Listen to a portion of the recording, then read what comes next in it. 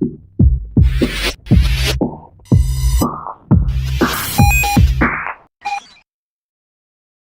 Golkar bermula dengan berdirinya Sekber Golkar di masa-masa akhir pemerintahan Presiden Soekarno. Sekber Golkar dibentuk Angkatan Darat pada tahun 1964 untuk menandingi pengaruh Partai Komunis Indonesia. Sejak 1964 sampai hari ini, sudah ada 13 orang yang pernah jabat posisi Ketua Umum DPP Partai Golkar. Ketua Umum pertama Golkar adalah Juhartono, seorang tentara dengan pangkat terakhir Brigadir Jenderal. Juhartono menjabat sebagai Ketua Umum DPP Partai Golkar di periode kepengurusan tahun 1964 sampai 1969. Ketua Umum kedua Partai Golkar adalah Suprapto Sukowati, adalah perwira penting di Angkatan Darat. Ia menjabat sebagai Ketum Golkar sejak 1969 sampai 1973. Ketiga masih diisi figur berlatar belakang tentara, kelahiran Nganjuk, Jawa Timur dengan pangkat terakhir Mayor Jenderal, namanya Amir Murtono.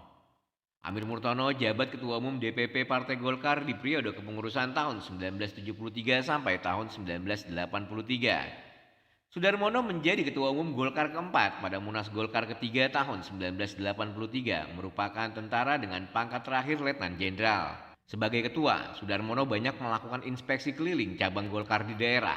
Ia juga menggerakkan kader Golkar untuk mendapatkan lebih banyak pemilih.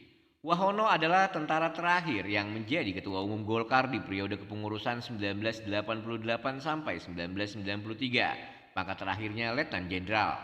Harmoko adalah Ketua Umum pertama Golkar dari sipil sekaligus yang terakhir sebelum era reformasi. Harmoko sebelumnya dikenal sebagai wartawan. Dia adalah Ketua Umum Persatuan Wartawan Indonesia atau PWI pada tahun 1972. Lalu terpilih sebagai anggota DPR dari Golkar pada pemilu 1977. Sebagai Ketua Umum DPP Partai Golkar, Harmoko memimpin partai ini di periode kepengurusan 1993 sampai 1998. Akbar Tanjung adalah Ketua Umum Golkar kedua dari sipil. Dia juga merupakan Ketua Umum Golkar pertama setelah reformasi. Akbar Tanjung menjabat sebagai Ketua Umum Partai Golkar pada 11 Juli 1998 sampai 19 Desember 2004 menggantikan Harmoko. Muhammad Yusuf Kalla adalah pengusaha pertama yang menjabat sebagai Ketua Umum Golkar. Ia memimpin Partai Golkar pada periode pengurusan 2004-2009. Selanjutnya ada nama Abu Rizal Bakri yang menjabat sebagai Ketua Umum Partai Golkar pada 9 Oktober 2009 sampai 30 Desember 2014.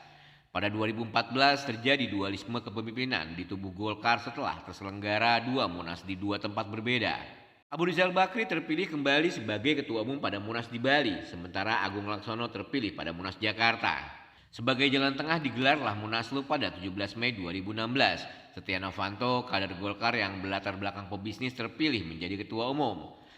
Setelah Setia Novanto, Airlangga Hartarto, kader Golkar berlatar belakang pengusaha terpilih menjadi Ketua Umum di periode kepengurusan 2017-2019.